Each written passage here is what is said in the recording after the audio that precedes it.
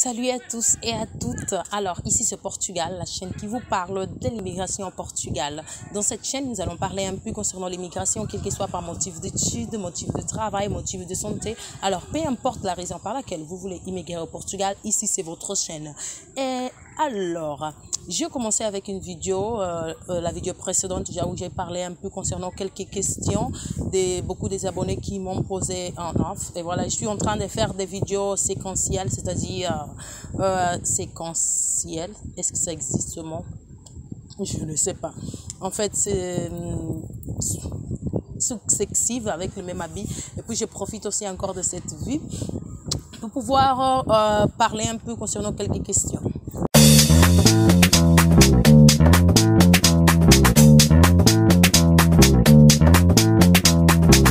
Alors, l'un de mes abonnés aussi m'a posé la question que il veut venir ici au Portugal avec le visa touristique et puis il veut profiter pour demander, disons, la résidence.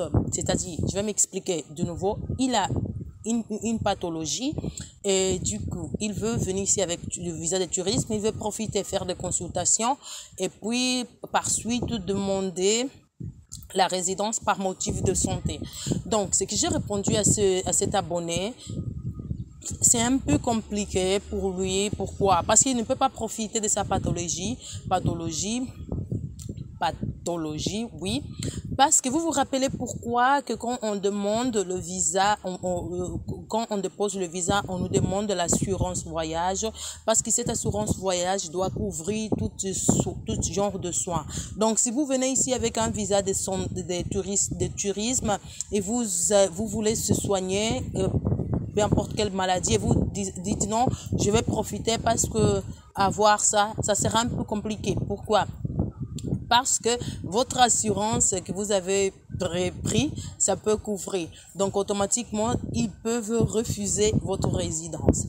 Donc, le conseil que j'avais donné à cet abonné, c'est de venir ici, je crois, c'est ça que je dis, avec un visa de santé et pas forcément avec un visa touristique, sachant qu'il a un genre de pathologie. Donc, voilà, j'avais déjà fait ici le visa de santé et vous pouvez l'utiliser et vous pouvez faire la demande de ce visa pour pouvoir venir ici au Portugal, pour pouvoir se soigner et postérieurement pouvoir demander votre résidence, d'accord?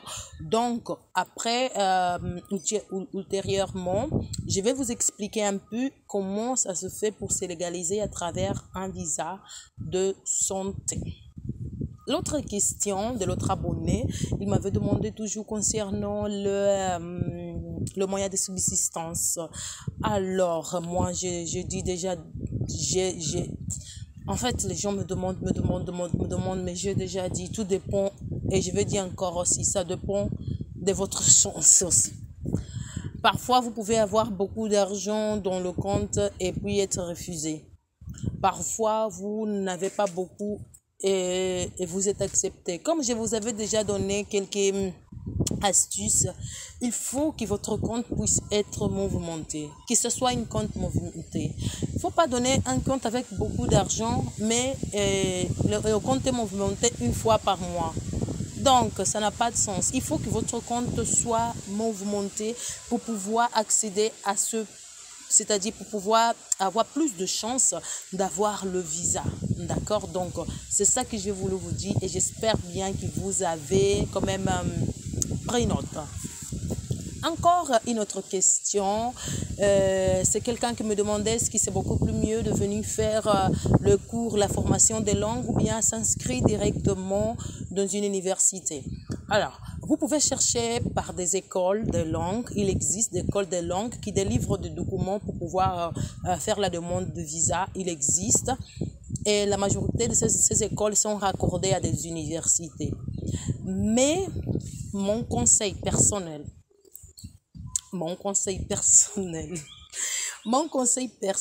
c'est que c'est mieux toujours d'avoir une acceptation dans une université, là où vous vous engagez à faire d'abord une année de langue.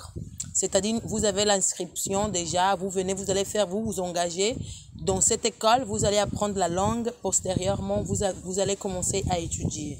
Pourquoi si vous demandez le visa avec...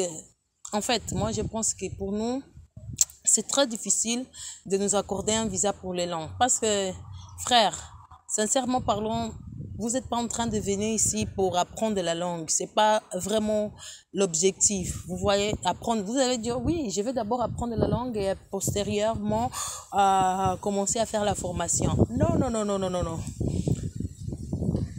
Ça peut être ça, votre cas. Mais vous savez, ça ne vous permet pas même, vous voyez, c'est pas trop, ou bien vous venez pour faire une formation professionnelle d'une année, il y a des formations professionnelles de 6 mois, mais comme pour vous, il y a ce blocage de langue, oui, mais pour ceux qui parlent anglais, peuvent faire une formation professionnelle qui est lessionnée en anglais, et du coup, vous pouvez le faire, mais juste venir avec, avoir une acceptation dans une école de langue, puis venir. Voilà.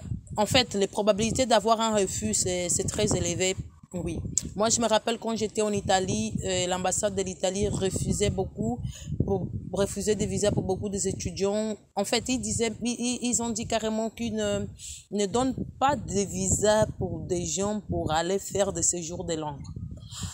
Moi, je ne pense pas réellement. Quand même, il y a des nationalités qui peuvent donner des visas pour venir faire un séjour de langue. Mais il y a des autres nationalités. Je veux pas être, disons, raciste ou bien discriminer des autres. Non. Mais il y a des nationalités, ils vont dire que, principalement pour nous Africains. Ok, je vais être plus clair. Pour nous les Africains, difficilement on va nous donner des séjours de langue pour venir ici dans l'Union européenne parce qu'ils le savent déjà. D'accord? Donc, ça, c'est l'une des questions aussi. Et j'ai beaucoup de questions. J'ai répondu à beaucoup de questions et je vais venir au fur et à mesure avec des vidéos en répondant encore des autres questions. Et je sais que cela va aussi vous aider à vous tous parce que ce sont des questions peut-être que beaucoup d'entre vous ont ça. Donc, je vous remercie pour être là de l'autre côté. Encore une fois, merci beaucoup et à la prochaine. Au revoir.